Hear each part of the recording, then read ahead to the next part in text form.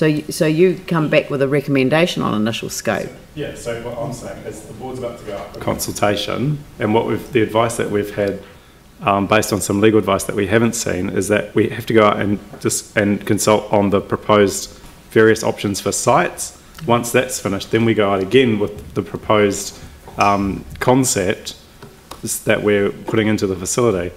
All I'm trying to... But the initial concept comes back to council for a decision. No, the board was given the delegated authority to consult and engage on the initial scope and the proposed sites. I think we need to wait for the advice and not make a decision here. It may be that the scope depends on the site.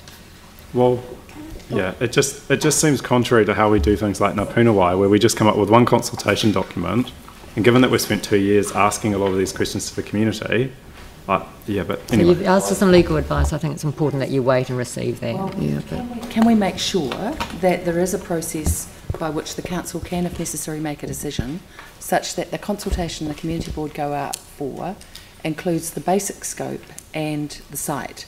Because it seems to me they've done massive consultation already, that we're prolonging a process where the community don't want it prolonged.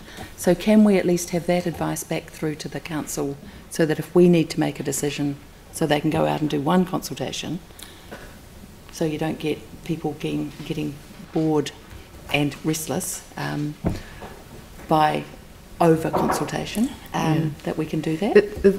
I think that the kind of frustration for me and kind of observing what's gone on in this particular instance is that in order to do the consultation on the site, you need to have a really good understanding of the challenges that each of the sites might present, and what the benefits of them are.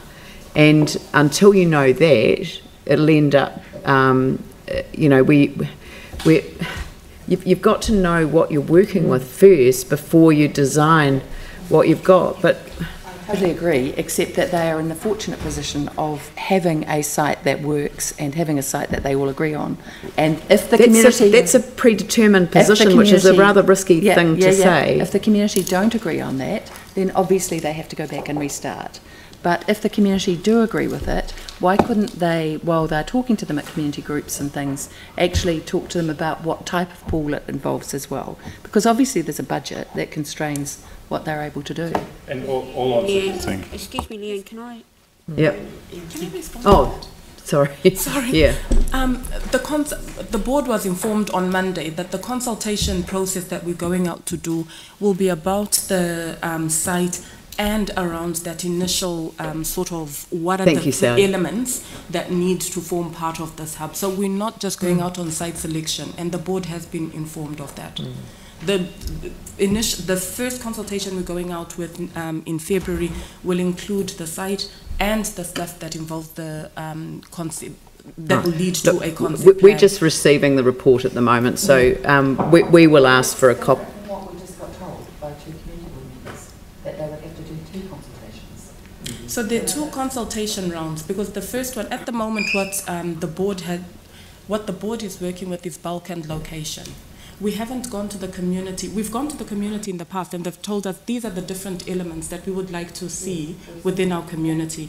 We've now gone back. We're now saying to the community, where should a Linwood-Woolston pool be placed, and are these the right sort of things that you said you wanted? So basically, dry facilities, wet facilities for children, and then after that, we have to go for a second consultation, and this is where staff are looking at who makes the final decision, whether it comes back to the council as a is that the detailed design? That's the issue of can the board sign off the concept design, or does the concept and detailed design have to come back to the council?